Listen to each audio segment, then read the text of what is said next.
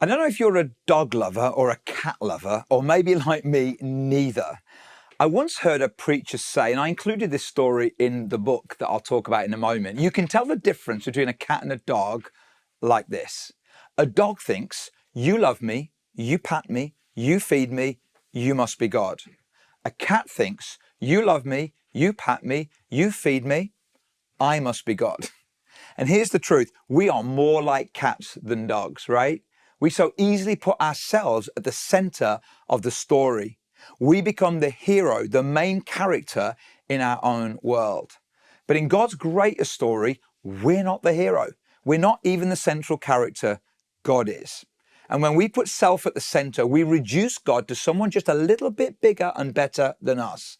And he is so much more than that. In the book, No Greater Story, commissioned for Spring Harvest 2025, I try to help us all put God back at the center again. Like the prophet Isaiah, who's the centerpiece of the book, he paints a powerful picture of God, the creator, the redeemer, and the perfecter. The God who's there at the start, in the middle, and at the end of the story. And when churches embrace this greater story, it should change everything. It shifts the trajectory and focus of our church. Here's what I mean. You see, every church has a bias, a tendency, a leaning, a kind of gravitational pull. It's like a bowling ball that curves in one direction. And most churches have three common biases. They turn inward, they grow old, and they become disconnected from the world around them. They turn inward, only meeting the needs of insiders. And they forget that we are the church. We don't go to church. We are the church. The church is not just for us. We're the church. We are here for a lost and a broken world. And that posture, the inward one, is so far from the story that God is writing. From the very beginning, God blesses people not just to be blessed, but to be a blessing. He steps into our story, not just to rescue us, but to turn our mess into a message for others.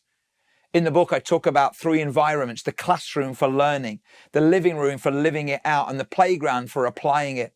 And in one section, I encourage churches and leaders to view both the church and the community through the lens of God's greater story. When Jesus first used the word church in Matthew 16, he used the word ecclesia in the original language. It was a well-known word of its day, but over time, we lost its meaning. Eventually, it got translated into a German word that means building. But Jesus wasn't talking about a building. He was talking about a movement, a people both gathered and scattered for a purpose, and that purpose to bring the kingdom of God to earth. At our church, we say it like this, that we're called to be an outward-facing, multicultural, multi-generational, multiplying movement. To play our part in God's story, we have to fight the bias to turn inward. And I believe this, a church that's part of God's greater story is a church that's for its community. For too long, the church has been known for what it's against. But what if we were known for what we were for? Does your community know your church is there? Are they glad you're there? Are they better off because you're there?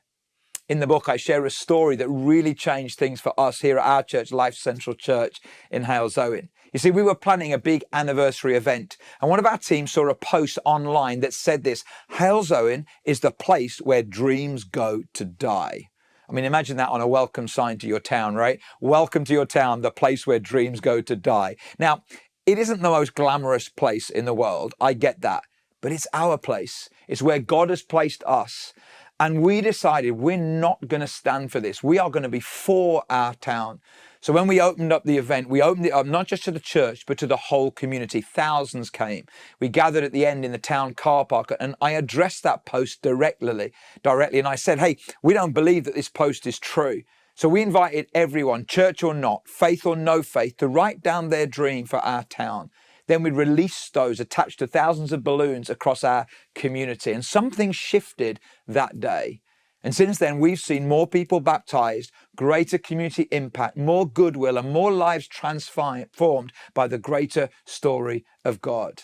If you pick up the book, you'll find resources to help your whole church go on that same kind of journey, to rediscover how you can be a part of God's story for your community. Let me just share a few practical steps out of the book with you. Firstly, invite someone unchurched to join you one Sunday. Then ask them, how did it feel? Was it accessible? Was it welcoming? Was it understandable? Secondly, assume they're in the room.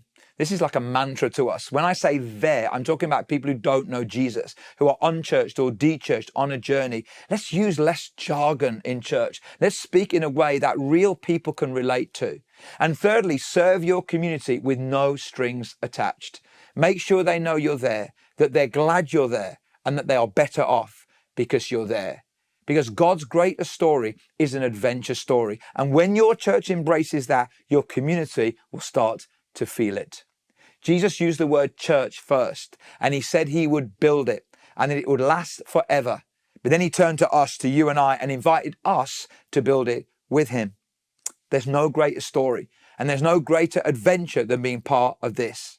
Why don't you grab yourself a copy of the No Greater Story Leader's Toolkit, which includes multiple copies of the books for your church, downloadable sermon outlines, small group notes and spoken words, and so much more. And let's go on this adventure, not only in our churches, but in our communities as well.